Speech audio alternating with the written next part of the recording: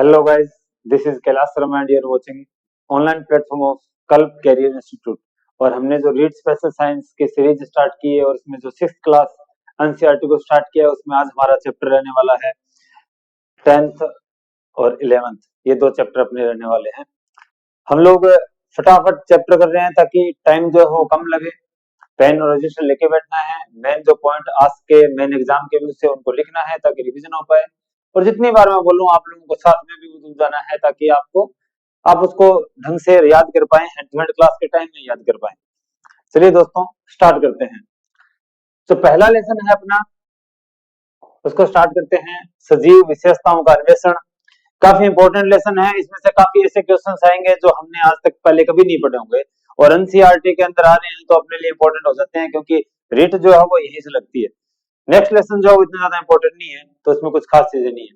Cross का sign मैंने पढ़ के लगाया है, इस पेज पे अपने लिए इंपॉर्टेंट कुछ भी नहीं है। आप लोगों को एनसीईआरटी बुक परचेज करने की भी जरूरत नहीं है तो कोई इश्यू नहीं बनता। यहाँ दरअसल एक जानकारी अपने सामने है कि ड्रोसेरा जो है वो एक पादप है जो कीट भक्षी है। आपको ड्रोसेरा के बारे में लिख लेना है। ड्रोसेरा जो नाम का पादप है ये क्या है?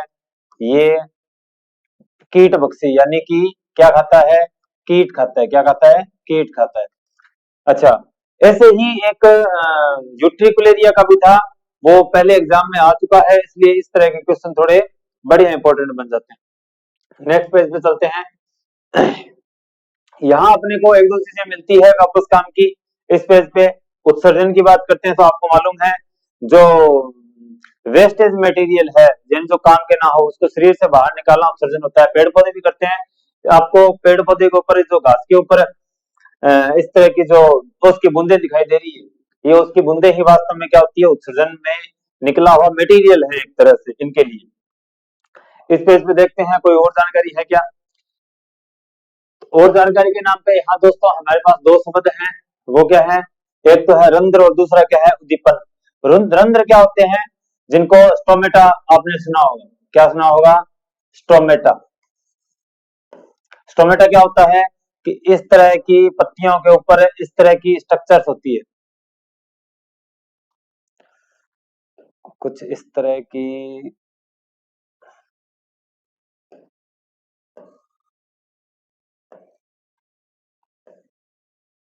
कुछ स्ट्रक्चर होती है। इन्हें क्या कहते हैं? रंध्र कहते हैं।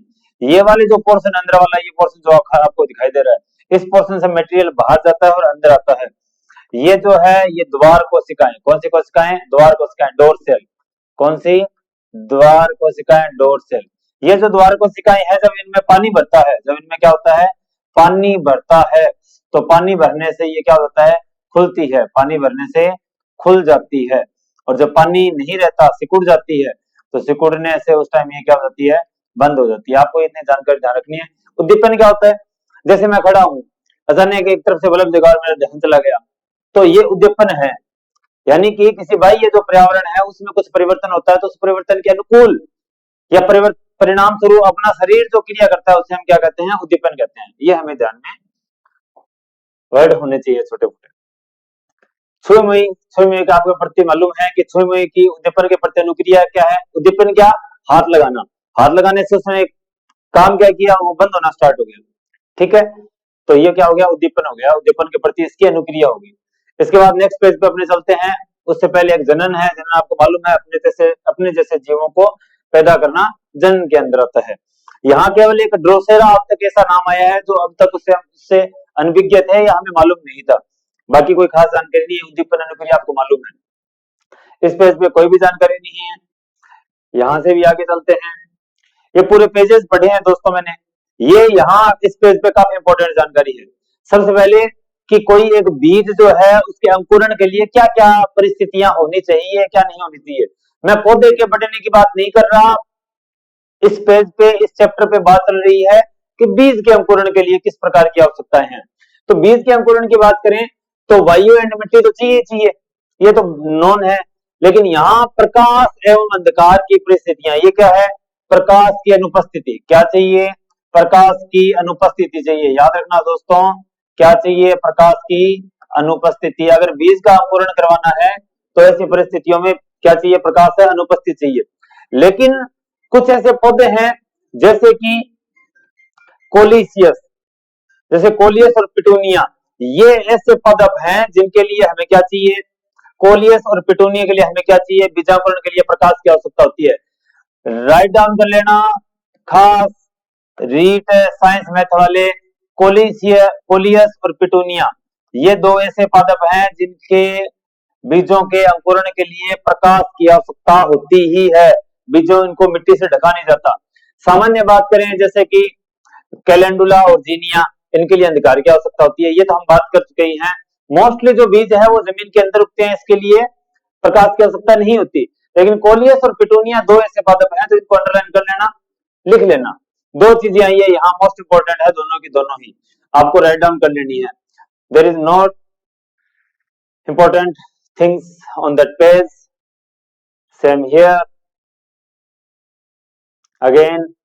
यहाँ एक दो चीजें हैं आपको मालूम होगी, लेकिन फिर भी यहाँ क्लास में गिवन है तो मैं आपको बता देता हूँ कि प्रो है, यानी कि एक पादप जो है, इस तरह का पादप, इसमें ये जो जड़ है और इसमें जो ऊपर का भाग है, ये ऊपर का भाग जो है इसे क्या कहते हैं, प्रो है कहते हैं। क्या कहते हैं, प्रो है। और जड़, नीचे वाली भाग क्या है, जड़ आपको मालूम है। सामान्य हम बात करें तो ये हमेशा जो ऊपर वाला प्रो का भाग है ये ऊपर जाएगा और जड़ नीचे जाएगी। अगर आपने पौधे को ऐसा भी लगा दिया तो ये कहां जाएगा, ऊपर जाएगा, ये कहां गति करेगा, नीचे की ओर गति करेगा। इसके अलावा एक होता है प्रकाशानुवर्ती, इसे बोलते हैं गुरुत्वानुवर्ती होना। ये हो गया गुरुत्वानुवर्ती।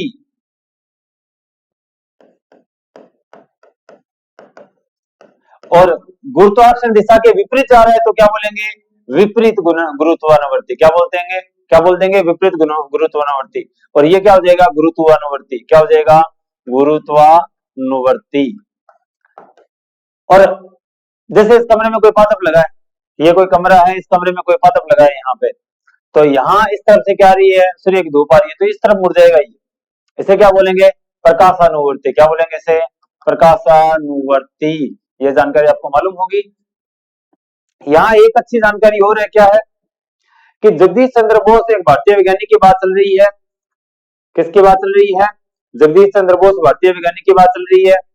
ये जो इन्होंने क्या बनाया था, क्रेस्कोग्राफ, आपको मालूम होगा क्या बनाया था, क्रेस्कोग्राफ बनाया था। क्रेस्कोग्राफ का काम क्या है कि प्रकाश, ताप, विद्युत, गुरुत्वाकर्षण जैसे उद्दीपनों के प्रति जो अनुक्रिया है उसको ज्ञात करने के लिए, यही प्रकाशानुवर्ती, गुरुत्वानुवर्ती, यही वाली। और पौधे जो है वो कितनी तेजी से बढ़ते हैं, तो आपको याद होना चाहिए क्रेस्कोग्राफ का क्या काम है। अपने लेसन में गिवन है तो अपने को मालूम होना चाहिए। इस पेज पे कोई जानकारी नहीं है, पौधे का जीवन चक्र क्या होता है, ये इस पेज पे जानकारी आ जाएगी अपने पास। कोई फल है, फल से क्या निकलना, बीज निकलना, ये अवस्था बन जाएगी। इसका अंकुरण, अंकुरण के बाद है पौधा बनना, पत्तियां बनना, उसके बाद है फूल आना, फूल आने के बाद फूल से क्या बनना, फल बनना, और फल बनने के बाद पौधे क्या हो जाती है, मृत्यु हो जाती है, और फल से क्या निकलता है, बीज निकलता है। और इस पेज पे कोई जानकारी दोस्तों, कोई जानकारी अपने काम की नहीं। ये भी वैसे आपको मालूम ही है, लेकिन फिर भी था तो हम लोगों ने एक्सप्लेन कर लिया। यहाँ थोड़ी सी और बढ़िया जानकारी है, क्या कि मच्छर की दो अवस्थाएं दे रखी है। हमने देखा है कि मच्छर जो है वो सीधे ही, जैसे हम इसी शरीर में, इसी आकृति में हम जन्म लेते हैं अपने माँ के पेट से, वैसे मच्छर जन्म नहीं लेते, वो अलग अलग स्टेट में से होकर गुजरते हैं। तो यहाँ आपको दो स्टेट दिखा रखी है, एक तो कौन सी, लार्वा, एक तो कौन सी, लार्वा, और दूसरी कौन सी, प्यूपा, दूसरी कौन सी, प्यूपा। लार्वा और प्यूपा दोनों ही कहाँ रहते हैं, दोनों ही मच्छर की जो अवस्थाएं हैं, पहले लार्वा में, लार्वा से प्यूपा में, पहले लार्वा, लार्वा से किसमें, प्यूपा में, और दोनों ही कहाँ रहते हैं, जल में रहते हैं। जो मच्छर है वो अंडे कहाँ देते हैं, जल में देते हैं। जैसे कि मलेरिया जो है वो गंदे पानी में, और डेंगू जो है वो साफ पानी में अंडे देता है। उसके बाद क्या है, इनके जो लार्वा और जो प्यूपा निकलते हैं वो कहाँ रहते हैं, पानी के अंदर रहते हैं, जल में रहते हैं, और सांस लेने के लिए लगातार ऊपर आते रहते हैं। इसीलिए हम मच्छरों को मारने के लिए क्या करते हैं, नालियों वगैरह में केरोसिन डालते हैं, तो केरोसिन क्या कर लेता है, एक पतली परत बना लेता है। क्या बना लेता है, एक पतली परत बना लेता है। और लार्वा जो है प्यूपा, उनको क्या नहीं मिल पाती, ऊपर से ऑक्सीजन नहीं मिल पाती, इसलिए इनकी क्या हो जाती है, मौत हो जाती है। तो यहाँ अपने को ये छोटी सी जानकारी है, इस जानकारी को आपको ध्यान में रखना है। नेक्स्ट पेज पे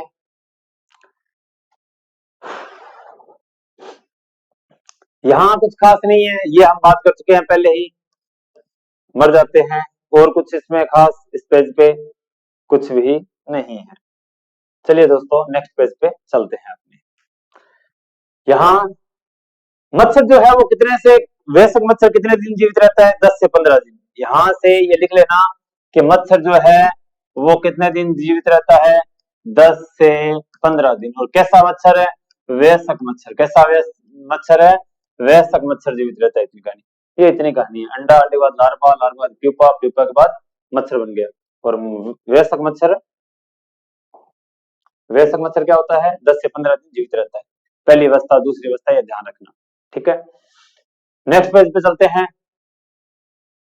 यहां किसकी बात आएगी? मेंढक की। किसकी बात आएगी? मेंढक की बात आएगी। मेंढक से पहले भी एक छोटी सी जानकारी और है। किसके बारे में? रेशम कीट के बारे में। रेशम कीट की भी वही कहानी है कि रेशम कीट पहले क्या देता है? अंडा देता है। पहले क्या देता है? अंडा देता है। फिर क्या बनता है? उससे लार्वा बनता है। लार्वा से क्या बनता है? प्यूपा बनता है। अब क्या होता है कि लार्वा से जब ये प्यूपा स्टेट में आता है, इसके बाद प्यूपा के बाद क्या बनता है? वो मोथ बनता है। मोथ यानी कीट बन जाता है, कीड़ा बन जाता है। लार्वा से जब प्यूपा में आता है, बात किसकी चल रही है? रेशम कीट की। किसकी बात चल रही है? रेशम कीट की बात चल रही है। जब लार्वा से प्यूपा स्टेट में आता है तो ये क्या करता है? रेशम का उत्पादन करता है। किसका उत्पादन करता है? रेशम का। और जैसे ये कीट है जिसके चारों ओर ऐसे ऐसे ऐसे ऐसे करके और ये रेशम जमा हो जाता है, और फिर बाद में आपको मालूम है इसको गर्म पानी में डाल देते हैं, ये मर जाता है और इससे रेशम को अलग कर लिया जाता है। यहाँ उसके बाद एक जानकारी और है। क्या? ये रेशम कीट की बात की थी, अब थी मेंढक की। मेंढक के बारे में एक जानकारी दे रखी है। क्या? यहाँ आया एक नाम, जलांडक। क्या नाम आया है? जलांडक। जल प्लस अंडक, जल प्लस है अंडक। आपको क्या मिलेगा? आपको जहां कहीं मेंढक के अंडे मिलेंगे वहां होगा क्या? किसी पौधे के पास में एक जेली जैसा मेटेरियल मिलेगा जो पौधे से चिपका हुआ रहेगा, जेली जैसा मेटेरियल होगा। वास्तव में वो ही मेंढक के अंडे होते हैं और इन्हें क्या कहते हैं? जलांडक कहते हैं। जल के अंडक, जल में अंडक, जलांडक, ठीक है, नाम याद रख सकते हैं वैसे। इतनी ही जानकारी है। इसके बाद है टेडपोल की है, और आगे वाले पेज पे, नेक्स्ट पेज में हम वहां पढ़ेंगे। यहाँ जलांडक के बारे में हमने देख लिया, जलांडक और रेशम। यहाँ है उसके बाद जानकारी, ये आ गया अपना जलांडक। स्टार्टिंग के अंदर ये जेली जैसा मटेरियल। उसके बाद क्या है? पहली अवस्था भ्रूण। भ्रूण कितने दिन रहता है? मेंढक का भ्रूण रहता है ये 3 से 4 दिन। 3 से 4 दिन। उससे पहले क्या था? जलांडक था। क्या था? जलांडक था। पहले दिन की बात है। तीसरे चौथे दिन के अंदर ये यहाँ आ जाता है भ्रूण के अंदर। उसके बाद 7वें से 10वें दिन में, कौन से दिन में? 7वें से 10वें दिन में ये क्या बन जाता है? टेडपोल। क्या बन जाता है? टेडपोल बन जाता है। टेडपोल जो होता है वो 7वें से 10वें दिन में बनता है। और दूसरी बात, टेडपोल, टेडपोल में क्या होती है? पूंछ होती है। क्या होती है? पूंछ के साथ। टेडपोल के बाद बनता है फ्रोगलेट। क्या बनता है? फ्रोगलेट बनता है। ये यहाँ टेडपोल। उसके बाद ये आ गया क्या? मंडूकक। हिंदी में जिसको नाम दिया है मंडूकक, उसका नाम क्या है? फ्रोगलेट। याद रखना है। इसके बाद क्या आएगा? मंडूकक। मंडूकक, इसको क्या बोलेंगे? फ्रोगलेट। क्या बोलेंगे? फ्रोगलेट। अब याद रखने वाली बात क्या है? टेडपोल जो है वो 7वें से 10वें दिन में रहता है। उसके बाद 8वें से 10वें सप्ताह में, किसमें? 8वें से 10वें सप्ताह में इसमें हल्का सा परिवर्तन आता है। क्या परिवर्तन आता है? डब्ल्यू लिखा है के लिए, पूंछ गायब हो जाती है। पूंछ के बिना टेडपोल है तो ये टेडपोल ही है। तो क्या ये? टेडपोल ही। लेकिन 7वें से 10वें दिन में तो क्या होती है? इसके पूंछ के साथ होता है ये, और 8वें से 10वें सप्ताह में इसमें पूंछ गायब हो जाती है। और उसके बाद क्या आता है? फ्रोगलेट आता है। फ्रोगलेट आता है दरअसल 12वें सप्ताह में। कौन से सप्ताह में? 12वें सप्ताह में। कौन से सप्ताह में? 12वें सप्ताह में। और मंडूकक के बाद यानी फ्रोगलेट के बाद क्या बन जाता है? मेंढक बन जाता है खुद। और कौन से सप्ताह में? 14वें सप्ताह में। कौन से सप्ताह में? 14वें सप्ताह में। यहां तक ये रहते हैं जल में, और ये उभयचर होता है। इट मींस ये धरती पे भी रह सकता है और जल में भी रह सकता है, मतलब एक्वाटिक भी और टेरेस्ट्रियल भी। तो आपको मेंढक के बारे में अच्छी तरह चीजें याद रखनी है। पहले हमने मच्छर की बात की। मच्छर में पहले लार्वा आया, प्यूपा आया, दोनों ही पानी में रहते हैं, सांस नहीं ले पाते, ऊपर केरोसिन की परत डालने पर मर जाते हैं। उसके बाद आया रेशम। रेशम में भी क्या रहा? पहले लार्वा रहा, फिर प्यूपा रहा, पहले अंडक, अंडे तो है ही, उसके बाद लार्वा, प्यूपा, और लार्वा से प्यूपा के टाइम रेशम का उत्पादन करता है, अपने बाहर घर बना लेता है, और उस प्यूपा बनने के बाद उसको उसमें डाल देते हैं गर्म पानी में, और वहां से उसकी मौत हो जाती है, रेशम अलग कर लेते हैं, कीड़ा बनने ही नहीं देते हम रेशम का। उसके बाद आगे किसकी बात है? मेंढक की बात आ गई। मेंढक में सबसे पहले क्या है? जलांडक। जलांडक यानी जली जैसा एक मटेरियल अंडे देना, किसी पौधे के पास पड़ा रहेगा, वो जली जैसा मटेरियल दिखाई देगा। पहले दिन की बात आई है। बाद में भ्रूण बनता है तीसरे चौथे दिन। 7वें से 10वें दिन में टेडपोल डेवलप हो जाता है, लेकिन टेडपोल पूंछ के साथ का डेवलप होता है। हालांकि इसके बाद 8वें से 10वें सप्ताह में टेडपोल रहता है, लेकिन टेडपोल में बिना पूंछ के साथ रहता है। उसके बाद ये 12वें सप्ताह के अंदर मंडूकक बन जाता है, फ्रोगलेट, फ्रोगलेट नाम ज्यादा इजी है, फ्रोगलेट बन जाता है। और 14वें सप्ताह में क्या बन जाता है, अपना पूरा मेंढक, जो एक्वाटिक भी होता है और टेरेस्ट्रियल भी होता है। इट मींस ये दोनों जगह पर रह सकता है। इस पेज पर इसके अलावा और कोई जानकारी? ना जी ना, सारा कवर हो चुका है। काफी इंपॉर्टेंट है ये, यहां से आप देख पा रहे होंगे, इस पेज पे भी अपने लिए कोई काम की जानकारी नहीं है। काफी इंपॉर्टेंट लेसन है ये। इस लेसन में काफी जानकारी आ चुकी है, मच्छरों के बारे में भी, मेंढक के बारे में भी, और रेशम के बारे में भी, बीजों के बारे में भी, गुरुत्वानुवर्ती होना, प्रकाशानुवर्ती होना, ये सारी जानकारी।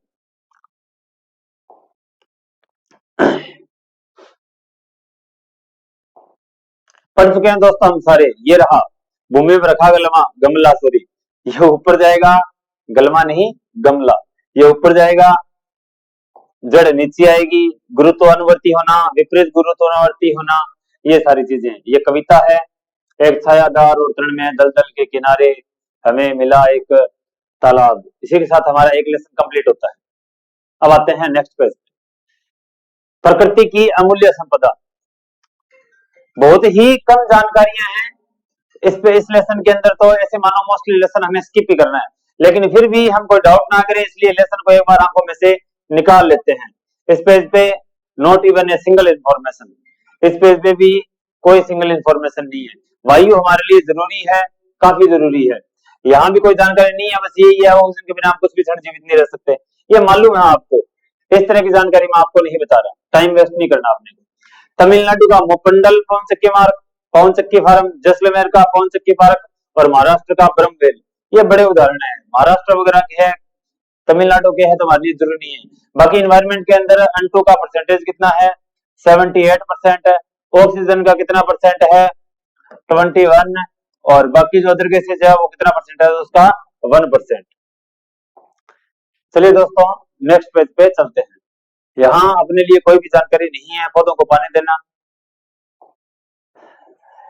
बेसिक है, वही है, इसलिए मैं आपको ये बस केवल दिखा रहा हूं ताकि आपकी कोई डाउट ना रहे। कोई कह दे कि सर ये आपको कैसे मालूम कि इंपॉर्टेंट है या नहीं है? इंपॉर्टेंट हमें मालूम है। बावड़ी कहाँ है? तुर्जी का जानला, जोधपुर राजस्थान में। पढ़ लेना इसको थोड़ा। हमें जानकारी है, इसलिए जानकारी है क्योंकि हमने तैयारी करके बहुत कम समय में सिलेक्शन लिया है। जितने समय में एक सामान्य हम सोच भी नहीं सकते, उतने कम समय में हमने सिलेक्शन लिया है, तो इस वजह से ये हमें मालूम है। 22 मार्च को कौन विश्व जल दिवस मालूम है। अगर आप एनसीईआरटी को कवर कर लेते हैं ढंग से तो कोई दिक्कत नहीं आती। यहाँ ध्यान रखना, सूर्य को जल अर्पित क्यों किया जाता है, या जो कुछ भी लिखा है हम बात कर लेते हैं केवल अपने हिसाब से, पॉइंट ऑफ साइंस के हिसाब से। धरती पर ऊर्जा का एकमात्र स्रोत, धरती पर ऊर्जा का एकमात्र स्रोत क्या है? एकमात्र स्रोत क्या है? सूरज। क्या है? सूरज। याद रखना क्या है? सूरज है और कुछ भी नहीं। धरती पर ऊर्जा का एकमात्र स्रोत क्या है? सूरज ही है, यहीं से ऊर्जा मिलती है, चाहे वो कोई भी हो। वन भी हमारे लिए इंपॉर्टेंट है, और इसमें एक बड़ा उदाहरण यहाँ दे रखा है 1970 का जो चिपको आंदोलन है। सुंदरलाल बहुगुणा नाम सुना होगा आपने। बाकी कोई इंपॉर्टेंट नहीं है। ये लेसन तो मैंने आपको पहले कह दिया था, केवल आपको स्किप ही करना है, आप 1.5 की स्पीड में चला सकते हैं। मैंने पूरा लेसन एक एक वर्ड पढ़ाया ढंग से, एक इवन सिंगल क्वेश्चन भी नहीं आने वाला यहाँ से। यहां से जो क्वेश्चन आएगा वो बता दूंगा कहां से आएगा, लास्ट टाइम आया भी था। नेक्स्ट वीडियोस के अंदर हम आगे जितने भी ऐसे क्वेश्चंस होंगे उन क्वेश्चंस को लेके आएंगे जो प्रीवियस ईयर्स में आए हैं। प्राकृतिक गैस, जीवाश्म ईंधन। जीवाश्म ईंधन में आपको मालूम है कि जीवों का भाग है वास्तव में, तो ये जीवाश्म नाम इसी से बना है, जीवों गैस से। जैसे कि पेट्रोल एक जीवाश्म ईंधन है। क्यों ईंधन है? पेट्रोल जीवाश्म क्यों कहते हैं? क्योंकि ये पुराने टाइम के अंदर ये जो जीव वगैरह, पेड़ पौधे वगैरह धरती में दब जाने से, बहुत ज्यादा टेम्परेचर हो जाने से, बहुत ज्यादा प्रेशर हो जाने से इनका कन्वर्जन हुआ है, तो जीवों से निर्माण हुआ है, इसलिए जीवाश्म ईंधन है। तो यहाँ आपको सोचने की भी जरूरत नहीं है थोड़ी बहुत। कोयला जीवाश्म ईंधन है। ध्यान ये रखना, नवीकरणीय और अनवीकरणीय संसाधन। नवीकरणीय जो वापस रिन्यू किए जा सकते हो, अनवीकरणीय जिनको वापस रिन्यू नहीं किया जा सकता हो। जो हमें प्रकृति से प्राप्त होता है उन्हें हम क्या कहते हैं, प्राकृतिक संसाधन कहते हैं, और जो हम मनुष्य बनाता है उन्हें क्या कहते हैं, मानव निर्मित संसाधन कहते हैं। अब नवीकरणीय का एग्जाम्पल जैसे वायु है, वन है। अनवीकरणीय का एग्जाम्पल है जैसे पेट्रोल है, डीजल है, कोयला है, ये अनवीकरणीय के उदाहरण है। इतना ही है, लेकिन पिछली बार क्वेश्चन आया था यहाँ से नवीकरणीय और नवीकरणीय के क्वेश्चन से। नवीकरणीय अनवीकरणीय के एग्जाम्पल देख लेना, वायु, जल नवीकरणीय के हैं, खनिज, मृदा, चट्टानें, कोयला, पेट्रोलियम प्राकृतिक गैसें, ये अनवीकरणीय के उदाहरण है। इस पेज पे भी कोई इंपॉर्टेंट क्वेश्चन नहीं है, आप इसको फटाफट रन कर सकते हैं 1.5 की स्पीड में। बस कंप्लीट है अपना। लेकिन हमें देखना पड़ेगा दोस्तों, हमें ये चीजें देखनी पड़ेगी, इसलिए देखनी पड़ेगी कि अगर हमने नहीं देखा और यहाँ से क्वेश्चन आ गया तो एनसीईआरटी को कवर करने का, आपने पूरी 6 क्लास एनसीईआरटी को कवर किया तो उसका कोई फायदा नहीं होगा। कोई इंपॉर्टेंट क्वेश्चन नहीं है। नवीकरणीय का संसाधन का उदाहरण, अच्छा सीएनजी का पूरा नाम क्या है, कंप्रेस्ड नेचुरल गैस। एक आ गई एलपीजी, लिक्विफाइड पेट्रोलियम गैस। ये पेट्रोल के साथ निकलती है, इसका खुद का अलग अस्तित्व होता है, अलग निकाली जाती है। चलिए दोस्तों, लेसन अपना कंप्लीट हुआ, लास्ट पेज है ये। तो आपने देखा कि हालांकि इस लास्ट वाले पेज में कोई एक आधी ही इंपॉर्टेंट इंफॉर्मेशन थी, लेकिन हमारा देखना इसलिए जरूरी हो जाता है, आपका देखना इसलिए जरूरी हो जाता है क्योंकि अगर मान लिया कि इस लेसन में से जैसे प्रीवियस ईयर जो 2022 23 फरवरी 2023 में जो एग्जाम हुआ था रीट का, उसमें यहाँ से क्वेश्चन आया था, और वो क्वेश्चन हम नहीं कर पाए तो हमारी 6 क्लास की एनसीईआरटी को पढ़ने का कोई फायदा नहीं है। हमने पूरी पढ़ी और वहां से क्वेश्चन आ गया जो हमने छोड़ दिया था, फिर इतनी मेहनत का क्या फायदा। देखना हमें सारा पड़ेगा, हम सारी चीजें देखेंगे, हम साइंस के अंदर हम प्रयास करेंगे, हम 30 आउट ऑफ 30 लेके आए। लेकिन अगर मैं आपने एनसीईआरटी ढंग से कर ली मेरे साथ, जैसे मैं कह रहा हूँ, जैसे आपने नोट्स बना लिए, आप मेरे साथ बोल रहे हो, अगर आपने इनको ढंग से मैं कह रहा हूँ वैसे रिवीजन कर लिया तो 30 आउट ऑफ 30 के एकदम पास ले जाएंगे आप, मैं आपको गारंटी दे सकता हूँ। चलिए दोस्तों, यहाँ तक मेरे साथ बने रहने के लिए बहुत बहुत धन्यवाद। अगर आपको वीडियो अच्छा लगा हो, पढ़ाना अच्छा लगा हो, ये जानकारी अच्छी लगी हो तो आप चैनल को लाइक कीजिए, शेयर कीजिए, सब्सक्राइब कीजिए। बहुत बहुत धन्यवाद। जय श्री राम।